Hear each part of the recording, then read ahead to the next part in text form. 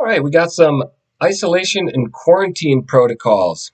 This is from the Rural Domestic Preparedness Consortium. I don't know if I can flip this is backwards by Andy, but I guess if you're really interested, you can take a screenshot and put it in front of a mirror. I'll just tell you about it. This is the MGT 433 Isolation and Quarantine for Rural Communities, a Whole Community Approach. And this is a training for how to quarantine rural communities. The target audience, it says here, this course is available nationally. The audience composition will vary and include officials from public health, law enforcement, fire, emergency medical services, hospitals, emergency management, elected and general government officials, local association members, local emergency planning commission members, representatives from major employers in the area, as well as volunteer organizations. And the overview for what it is here. This management level 8-hour instructor led course is designed to provide the knowledge necessary to begin planning for situations requiring the isolation and quarantine of a large portion of a local rural population. And this came out August 2019. So, 2 years old by now. But a year later, the CDC has put out their interim operational considerations for implementing the shielding approach to prevent COVID 19 infections in humanitarian sections. So, this is COVID 19. Oh, the fingernail polish, I can explain that in a previous video. Don't worry about it. CDC document here saying this document presents considerations from the perspective of the U.S. Centers for Disease Control and Prevention for implementing the shielding approach in humanitarian settings as outlined in guidance documents focused on camps, displaced populations, and low resource settings. Okay, so guidance for camps. Now, when all the crazies were talking about how there is these vaccines are going to be detrimental to our health, we were all called crazy conspiracy theorists. And then we're finding that, in fact, if you've been vaccinated, you have a higher propensity to get sick and even to die from COVID. Now, you're hearing conflicting information about this if you're watching mainstream media, but government documents say that not only do you have a greater propensity to become infected with COVID-19 or a variant of it, but you also have a greater likelihood of dying from it. Since then, I believe they've recanted some of that data. I know that VAERS was shut down after um, their own numbers were contradicting the narrative that the mainstream media is trying to propagate.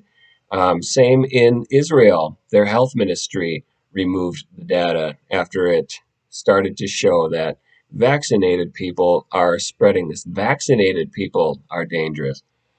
So everyone called us crazy then. Everyone said we're crazy when we said, these vaccinations are going to be mandated. They said there's not going to be any kind of a vaccine passport or anything like that. Well, they're announcing vaccine passports right now. And of course, when we have employees getting fired from their jobs for not having the vaccination, and then they try to fight it in court, and the court rules that that is a constitutional decision, you can be fired for refusing a vaccination. Just evidence for what's coming in the future. So when we're saying that there's going to be camps, people are going to be taken to camps under the guise of COVID-19 precautions. When we're called crazy for that, well, we're called crazy for all these other things that came true. So I don't really care. It's the more I'm called crazy, the more that's validating what is actually going to come to pass, because that's the protocol at this point. You see evidence for something coming, you say, holy crap, be careful of this. Everyone says you're a nut job, and then that thing happens, and then suddenly they're very silent on the subject. But this is another one of those things. Camps are coming. You're crazy for thinking so. Well, in a in a year or two, you're not going to be considered crazy anymore. Everyone that mocked you is just going to be quiet about it. What is the shielding approach? The shielding approach aims to reduce the number of severe COVID 19 cases by limiting contact between individuals at higher risk of developing severe disease and the general population. Okay, so it's not even about quarantining people who are sick with COVID. It's about saying you are high risk, so we're going to remove you from society. High risk individuals would be temporarily relocated to safe or green zones established at the household, neighborhood, camp/sector, or community level, depending on the context and setting. They would have minimal contact with family members and other low risk residents. In theory, shielding may serve its objective to protect high risk populations from disease and death. In theory, so this is completely hypothetical. However, implementation of the approach necessitates strict adherence to protocol. So we're going to have to separate people and keep them separated and ensure that we have a way to enforce this in a way that it is that cannot be uh, messed with. There's going to be people that aren't going to like this. They're going to fight it, and we're going to enforce it. Camp sector level. So they go through the levels here. They go through household level. The movement and interactions says low risk household members should not enter the green zone. If entry is necessary, it should be done only by healthy individuals after washing hands. Minimum movement of high risk individuals outside the green zone. Low risk household members continue to follow social distancing and hygiene practices outside the house. Then we have neighborhood level, says basically same as above. And then we have camp level or sector level, which is a group of shelters such as schools, community buildings within a camp sector, maximum 50 high-risk individuals per single green zone, where high-risk individuals are physically isolated together. One entry point is used for exchange of food, supplies, etc. A meeting area is used for residents and visitors to interact while practicing physical distancing. No movement into or outside the green zone. With the exception of visitors, it sounds like a concentration camp. There'll be a communal area. You can interact with one another. I don't buy that they're going to allow visitors, though. I think that's nonsense. I can't even see my grandpa if cases are on the rise. If I'm visiting back at the homeland there and I'm in the area and I want to talk to grandpa, I can't do that if the media has said you need to be scared right now, then they just lock the place down. No visitation is allowed. Why, if they're implementing an actual camp, are they going to say, oh, visitors are fine? Not really buying that. But um, we've got a list of suggested prerequisites here as well. One suggestion is that each green zone has a dedicated latrine or bathing facility for high risk individuals. In these settings, most latrines used by households are located outside the home and often shared by multiple households. So you cannot go to the bathroom in your own bathroom. You have to go to the community bathroom halfway down the block with everybody else. This may be difficult to sustain, especially if the caregivers are also at high risk, as caregivers may often. Oh, there's a typo here. Uh, Caregivers may often will be family members. So I don't know if they started with caregivers will be family members and included may often without deleting will be, or if they started with caregivers may often be family members and didn't delete it the other way around. I don't know. But anyway, another point they say here is currently we do not know if prior infection confers immunity. That's clearly a lie. That's just what we've known about immune systems for ages now. Once you get sick with something, your body develops natural immunities to it. Anyone that has been sick with COVID doesn't get sick with it again unless they get vaccinated. Then they get. I was just listening to an account today about this happening. So, vaccination makes you susceptible to infection, or what you're seeing is a response to the vaccination, and they're calling it an infection. Either way, probably not something you'd want to do. Users should consider that provision of services and supplies to high risk individuals could be at the expense of low risk residents, putting them at an increased risk for other outbreaks. Well, shoot, that's a good reason for not providing services and supplies to high risk individuals. It's actually going to put low risk people in danger of increased outbreak. It may be necessary to assign someone within the green zone, if feasible, to minimize movement in and out of green zone. Sounds like spies to me. So you have somebody in the green zone with the power to minimize movement in and out of it. So it's like having a Nazi Jew inside the concentration camp that helps spy on the other Jews and reports to the Nazis what's going on. That way they can have a bigger slab of meat with their meal, or any meat. I'm sure they didn't get meat. I don't know. I don't brush up on my history. Isolation, separation from family members, loss of freedom, and personal interactions may require additional psychosocial support structure slash systems. Yeah. So people are going to struggle with losing their freedom, losing personal interactions, being separated from their family. Yep, probably. So that's going to require additional psychosocial support. What do you think they mean? Do you think they're going to pair you up with a super expensive psychologist and you can sit around in a comfy office all day telling them your problems and how you're struggling with this? What do you think additional psychosocial support and structure means? Additional considerations. There may be additional logistical challenges to implementing these strategies as a result of unavailable commodities, transport restrictions, limited staff capacity, and availability to meet the increased needs. Transport restrictions, we're talking about again. Okay. Um, Timeline considerations. Consideration. Plan for an extended duration or implementation time, at least 6 months. Yeah, at least. Now, they're saying at least 6 months.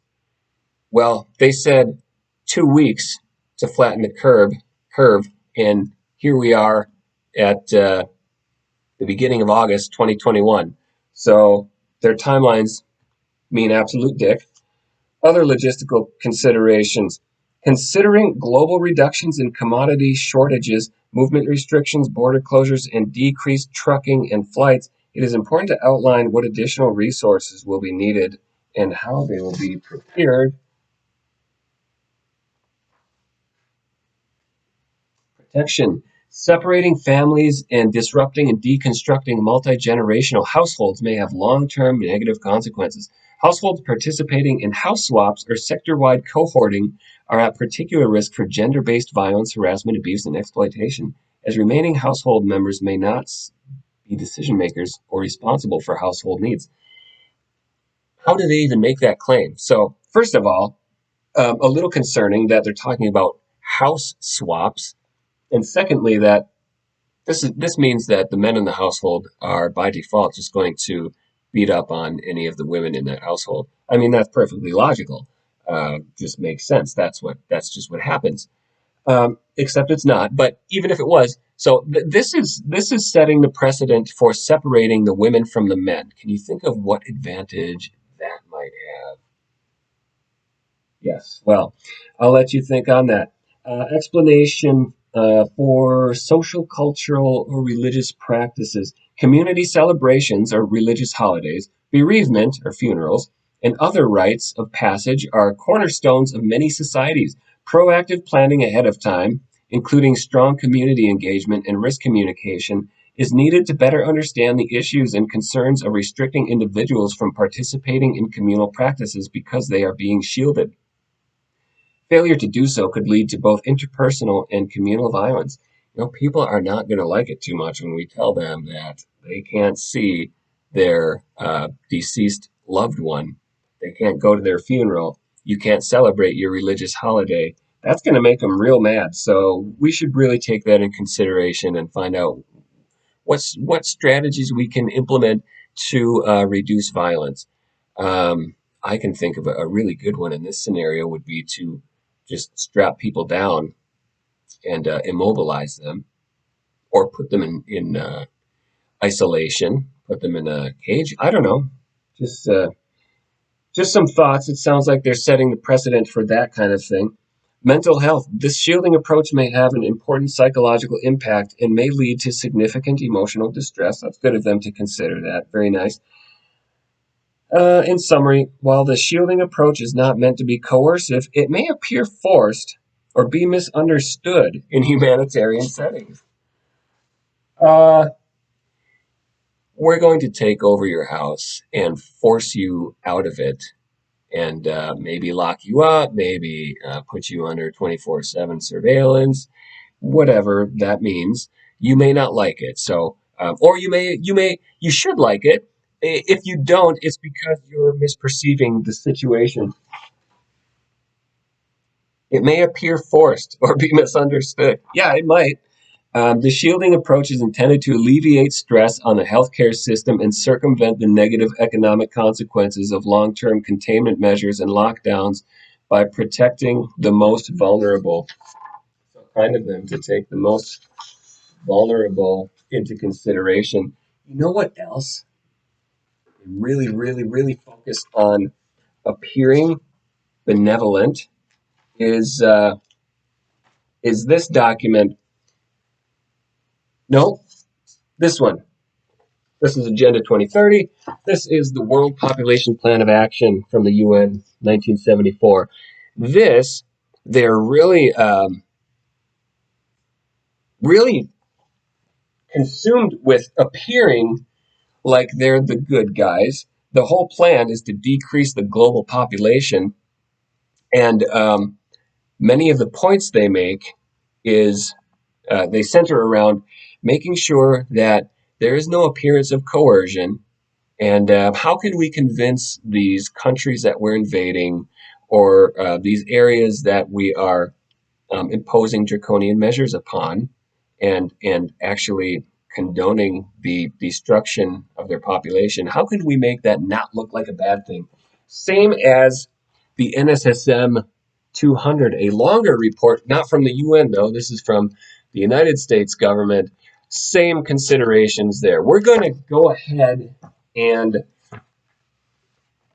implement strategies to reduce populations, and that is what it sounds like, although they try to make it sound like it's not what it sounds like as part of their strategy. So we're going to do this thing. How can we do that without looking like the bad guys? And I've got a lot of documents like that. The SPARS document is like that. We're going to have this pandemic. We're going to roll out um, these vaccinations that are untested, and this was in 2017, so long before COVID came out. And those vaccinations are eventually going to injure people. We'll try to stifle that for a while, but it's going to emerge, and we're not going to be able to. How do we make sure that we still come out looking like the benevolent good guys that are out there to help them while we kill them? How do we control that narrative? That's in the SPARS document. It's in more than that. But anyway, that's a strong focus of these satanic, eugenicist, evil people. So, just a brief, it's not a very long document. You can find it. Again, Centers for Disease Control and Prevention. This is from the CDC. If you want to, you can look up interim operational considerations for implementing the shielding approach. Maybe if you just look up shielding approach or something like that, it'll pop up. It's not very long, maybe worth a read. Nothing more than what I've already discussed today. So, but concerning. It's concerning when they're talking about camps. They do it in the open, and nobody cares because it's totally normal. Because it's for your own good. Because we say it's for your own good, and we love you. We love you very deeply, and we'll do anything to protect you. It's our aim to protect you and keep you safe. Trust us, no matter what. Trust us, no matter what we say. No matter if it looks like we're out there to depopulate because we say we're out to depopulate. Just trust that it's for your benefit. We love you. Everything's good. Don't worry about it. You know, it looks to be alarming, but it's right there. It's right there out in the open for everybody to see. And because it's out in the open, it can't be bad, right? This seems to be part of their strategy for being able to operate out in the open. Just present the horrors so blatantly that it couldn't possibly be what it sounds like it is. And people just won't believe it because they have this desire to shrink from things that are difficult to consider, even if it will cost them in the end. It'll make them more comfortable in the moment. It's the same thing addicts do. You have something that you know is hurting your life in the long run, all kinds of consequences. You're tired, you're suffering, you want to get out of it, but just get high one more time. In the moment, just get drunk one more time. Just jump online and have a go at some internet porn one more time. It doesn't matter the consequences you're going to feel in the future. In the moment, it's going to be relieving. And people think that way too. This is hard for me to think of. I don't want to think like this. This is uncomfortable, so I'm going to pretend it doesn't exist. Even though, if it is true, it's going to come back to bite me in the ass in the future. It's it's that intellectual cowardice. You can't be that way because then this thing, when it rolls through, is going to rock you because you didn't see it coming, because you weren't listening, because you were afraid to listen. So anyway, that's the CDC document regarding shielding. Stay tuned for more fun stuff.